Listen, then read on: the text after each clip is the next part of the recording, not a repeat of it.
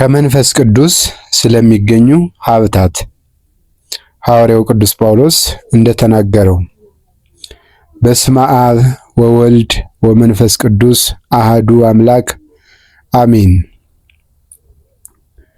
ወንድሞቻችን ሆይ ስለ መንፈስ ቅዱስ ስጦታም ታውቁ ዘንድ እንጂ አላዋቆች ልትሆኑ አንወድም። ቀድሞም እናንተ አሕዛብ በነበራችሁ ጊዜ ዲዳዎች ጣዖትን ታመልኩ እንደነበር ወደ ወሰዷችሁም ትሄዱ እንደነበር ታውቃላችሁ።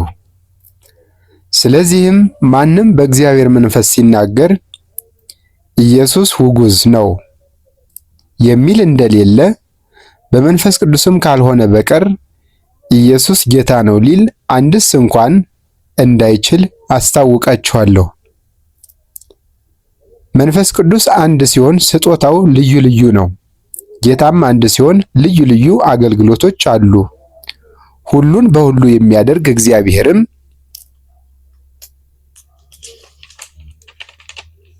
አንድ ሲሆን ልዩ ልዩ አሰራር አለ። ለሁሉም ጌታ እየረዳ በእየድሉ እንደሚገባውና እንደሚጠቅመው ለእያንዳንዱ በግልጥ ይሰጠዋል። በመንፈስ ቅዱስ የጥበብ ቃል የሚሰጠው አለ። በመንፈስ ቅዱስ የእውቀት ቃል የሚሰጠው አለ። ለአንዱም በዚያው መንፈስ እምነት፣ ለአንዱም በአንዱ መንፈስ የመፈወስ ስጦታ፣ ለአንዱም ታምራትን የማድረግ፣ ለአንዱም ትንቢትን የመናገር፣ ለአንዱም መናፍስትን የመለየት፣ ለአንዱም በልዩ አይነት ልሳን የመናገር፣ ለአንዱም በልሳኖች የተነገረውን የመተርጎም ስጦታ ይሰጠዋል። በዚህም ሁሉ ያው አንዱ መንፈስ ቅዱስ ሁሉን ይረዳል፣ ለሁሉም እንደወደደ ያድላቸዋል።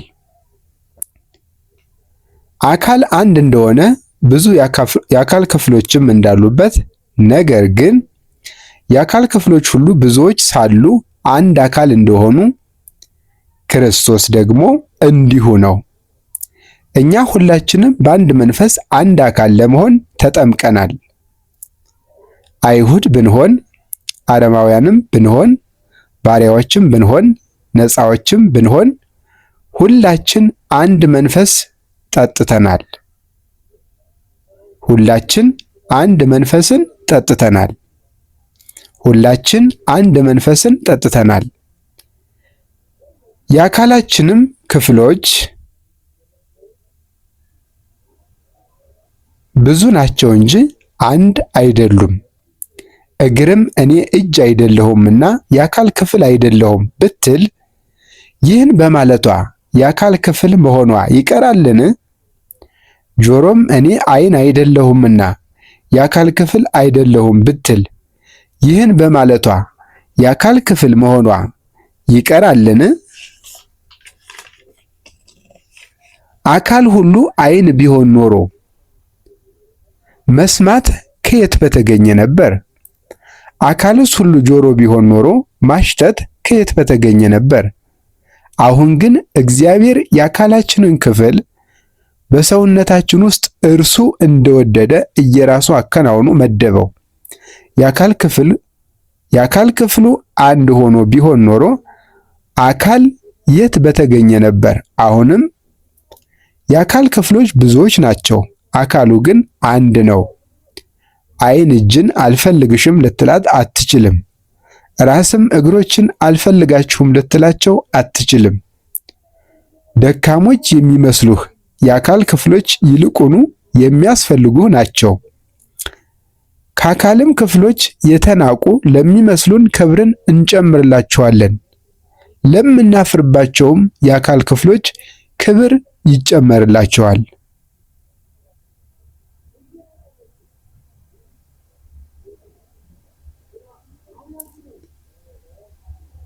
ለከበረው የአካላችን ክፍል ክብርን አንሻለትም። እግዚአብሔር ግን ሰውነታችንን አስማምቶታል፣ ይልቁንም ታናሹን የአካል ክፍል አክብሮታል። የአካላችን ክፍሎች እርስ በርሳቸው እንዳይለያዩ አካላችን ሳይነጣጠል በክብር እንዲተካከል አስማማው።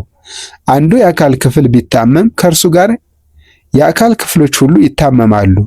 አንዱ የአካል ክፍል ደስ ቢለውም የአካል ክፍሎች ሁሉ ከእርሱ ጋር ደስ ይላቸዋል። እንግዲህ እናንተ የክርስቶስ አካሉ ናችሁ፣ እያንዳንዳችሁም የአካሉ ክፍሎች ናችሁ። እግዚአብሔር ለቤተ ክርስቲያን የሾማቸው አስቀድሞ ሐዋርያትን፣ ሁለተኛም ነቢያትን፣ ሶስተኛም መምህራንን፣ ከዚያም በኋላ ታምራትና ኃይል ማድረግ የተሰጣቸውን፣ የመርዳትም ሀብት የተሰጣቸውን፣ የመምራትና ቋንቋን የመናገር ሀብት የተሰጣቸውን ነው። በውኑ ሁሉ ሐዋርያትን ይሆናሉን? ሁሉስ ነቢያትን ይሆናሉን? ሁሉስ መምህራንን ይሆናሉን? ለሁሉስ ታምራትን የማድረግ ኃይል ይሰጣልን? ለሁሉስ የመፈወስ ሀብት ይሰጣልን? ሁሉስ በቋንቋ ይናገራልን? ሁሉስ ይተረጉማልን? ነገር ግን ለምትበልጠው ጸጋ ቅኑ፣ ደግሞም የምትሻለውን መንገድ አስተምራችኋለሁ። ይህች የምትሻለው መንገድ የተባለችው ፍቅር ነች። ስለ ፍቅር አስተምራችኋለሁ አላቸው። ፍቅር የሁሉ ማሰሪያ የሁሉ የሕግ ፍጻሜ ናትና። ወስብሐት ለእግዚአብሔር ወለወላዲቱ ድንግል ወለመስቀሉ ክቡር። ይቆየን። አሜን።